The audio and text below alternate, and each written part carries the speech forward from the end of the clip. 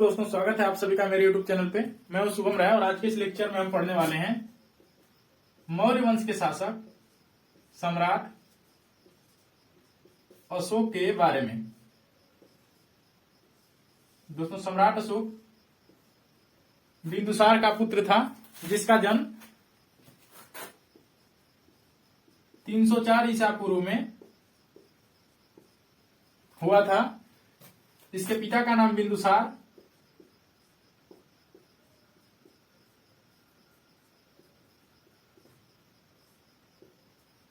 व इसकी माता का नाम सुभद्रांगी था।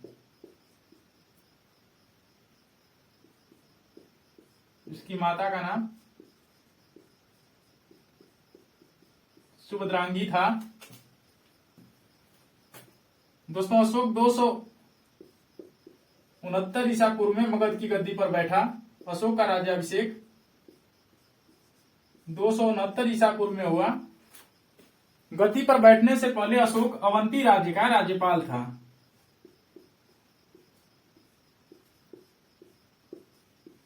गद्दी पर बैठने से पूर्व वह अवंती का राज्यपाल था।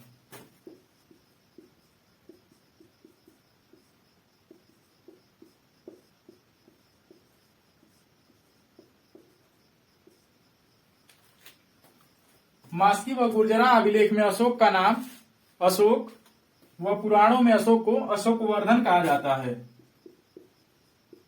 मास्की व गुर्जरा अभिलेख में अशोक का नाम अशोक व वायु पुराण में या पुराणों में अशोक को अशोकवर्धन कहा गया है। अपने राज्याभिषेक के 8वें वर्ष में 261 ईसा पूर्व में अशोक ने कलिंग पर आक्रमण कर कलिंग की राजधानी तोसली पर अधिकार कर लिया। कलिंग की राजधानी तोसली पर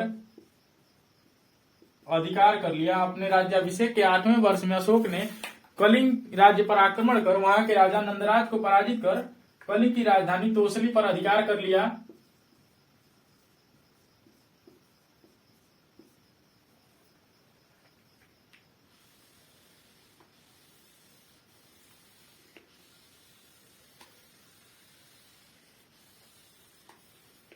दोस्तों, पहले अशोक ने, ऐसा माना जाता है, कलिंग युद्ध में लगभग 1 लाख लोग मारे गए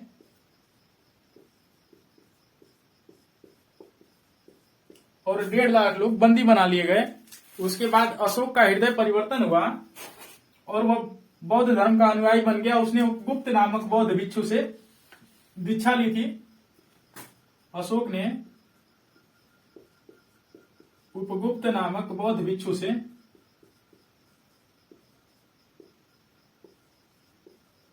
बौद्ध धर्म की दीक्षा ली थी। अशोक की पत्नी का नाम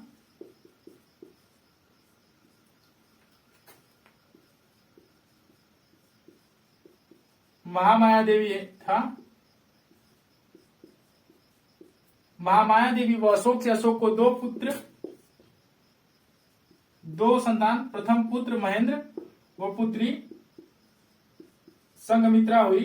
अशोक ने अपने पुत्र महेंद्र व पुत्री संघमित्रा को बौद्ध धर्म के प्रचार प्रसार के लिए श्रीलंका भेज दिया।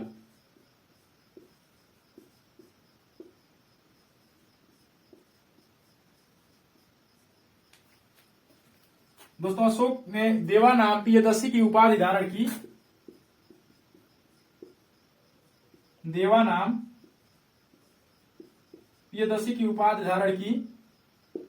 देवा नाम प्रियदर्शी की, जिसका अर्थ होता है देवताओं का प्यारा।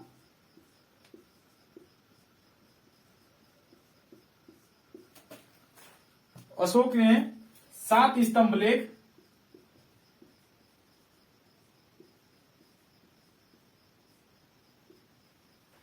व 14 शिलालेख की स्थापना की, जिसमें उसने अपने राज्य के प्रशासन और धर्म के बारे में जानकारी दी है। दोस्तों, अशोक ने बौद्ध धर्म के स्तूपों का निर्माण कराया। ऐसा माना जाता है अशोक ने लगभग 84,000 स्तूपों का निर्माण करवाया। सर्वाधिक स्तूपों का निर्माण, लगभग 84,000 स्तूपों का निर्माण अशोक ने करवाया, जिसमें दो सबसे प्रमुख हैं, जो है आपके सांची का स्तूप और सारनाथ का स्तूप। जिसमें आपका पहला है सांची का स्तूप और दूसरा है सारनाथ का स्तूप। अशोक के अभिलेखों में 4 लिपियों का प्रयोग किया गया है। अशोक के अभिलेखों में ब्राह्मी, ग्रीक, अरमाइक व खरोष्टी लिपि का प्रयोग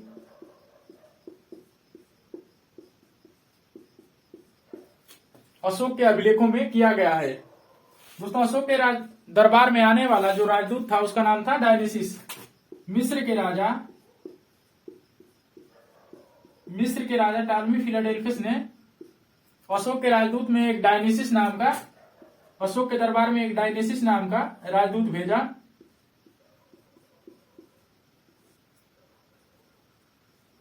डायनेसिस अशोक के अभिलेखों को 1750 ईस्वी में पादरेंटी फैनथेलर ने खोजा। अशोक के शिलालेखों को 1750 ईस्वी में 1750 ईस्वी एनो डोमिनी में पादरेटी फैनथेलर ने खोजा था। और अशोक के शिलालेखों को पढ़ने में सबसे पहले सफलता हमें 1837 ईस्वी में प्राप्त हुई। अशोक के शिलालेखों को सबसे पहले पढ़ने में जो व्यक्ति सफल हुआ उसका नाम है जेम्स प्रिसेप। जेम्स प्रिसेप ने सबसे पहले अशोक के शिलालेख को 1837 ईसा पूर्व में पढ़ा। अशोक के जो 7 स्तंभ लेख हैं, अशोक के 7 स्तंभ लेख आपके हैं। पहला है आपका प्रयागराज स्तंभ लेख। प्रयागराज स्तंभ लेख। दूसरा है आपका दिल्ली टोपरा अभिलेख।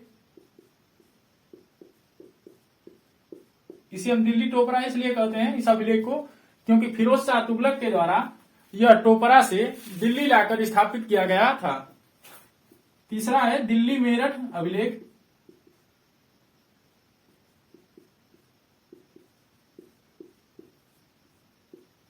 इसे भी फिरोज शाह तुगलक के द्वारा मेरठ से दिल्ली में लाकर स्थापित किया गया था। और चौथा है आपका रामपुरवा अभिलेख, जो बिहार के चंपारण जिले में स्थित है।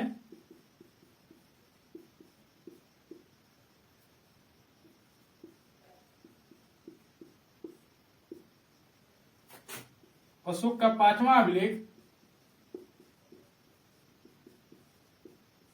लोरिया अरेराज, यह अशोक का 5वां स्तंभ लेख है। यह भी बिहार के चंपारण में स्थित है। अशोक के 6वां अभिलेख जो कि लोरिया नंदनगढ़ अभिलेख,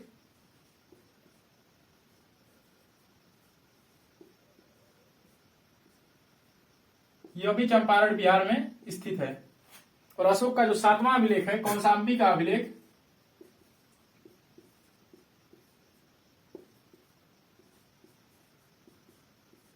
कौशाम्बी अभिलेख, कौशाम्बी अभिलेख को रानी का अभिलेख भी कहा जाता है।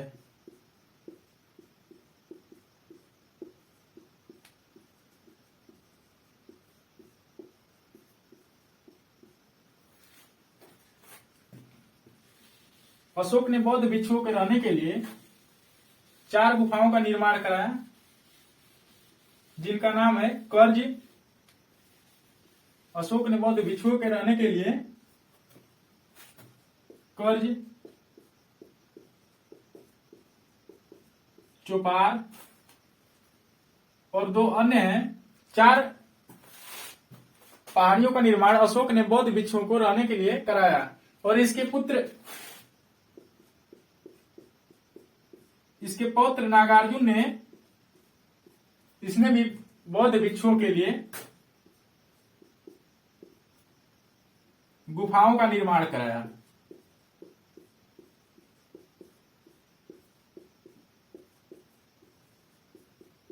अशोक का जो पौत्र था उसका नाम था नागार्जुन और इसने भी गुफाओं का निर्माण कराया। इसने एक नागार्जुन गुफा का निर्माण कराया बौद्ध भिक्षुओं के लिए। और अशोक के जो शिलालेख है 14, उसमें प्रथम शिलालेख में पशु बलि की निंदा की गई है। द्वितीय शिलालेख में उसके शासन में चिकित्सा व्यवस्था का उल्लेख है। और तृतीय शिलालेख में अधिकारियों को यह आदेश दिया गया है कि वह हर 5वें वर्ष दौरे पर जाएं और जनता का हाल जाने। इसमें अधिकारियों को आदेश दिया गया है कि वह हर 5वें वर्ष में दौरे पर जाएं और जनता का हाल जाने। अशोक का यह चौथा अभिलेख जो कि बहुत ही महत्वपूर्ण है, जिसमें भेरी घोष की जगह अशोक ने भेरी घोष की जगह धम्म घोष की घोषणा की है, जिसका अर्थ है कि अशोक ने भेरी घोष अर्थात युद्ध की नीति की जगह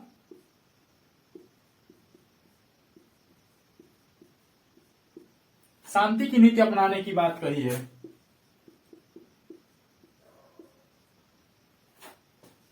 पांचवा छठवां अभिलेख इतना महत्वपूर्ण नहीं है। अशोक का जो 7वां और 8वां अभिलेख है, 7वां और 8वां अभिलेख, जिसमें अशोक की तीर्थ यात्राओं का उल्लेख है।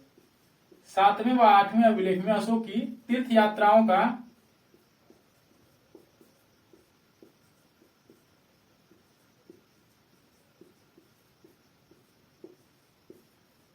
उसके बाद आपके लिए जो सबसे महत्वपूर्ण है वह है अशोक का 12वां अभिलेख, जिसमें अशोक ने सर्वधर्म सम्मान की बात कही है, अर्थात सभी धर्मों के सम्मान की बात अशोक ने अपने 12वें अभिलेख में कही है। और इससे भी महत्वपूर्ण जो आपका अभिलेख है वह 13वां अभिलेख, जिसमें अशोक के कलिंग युद्ध का वर्णन है। अशोक के कलिंग युद्ध का वर्णन किस अभिलेख में है? यह आपसे अधिकतर प्रश्न पूछ लिया जाता है। अशोक के कलिंग युद्ध का वर्णन 13वें अभिलेख में है। कलिंग युद्ध का वर्णन अशोक के 13वें अभिलेख में है। और अशोक का जो 14वां अभिलेख है, इसमें अशोक ने जनता को यह संदेश दिया है कि जनता धार्मिक जीवन बिताए। इसमें उसने जनता को धार्मिक जीवन बिताने के लिए प्रेरित किया है। धार्मिक जीवन बिताने के लिए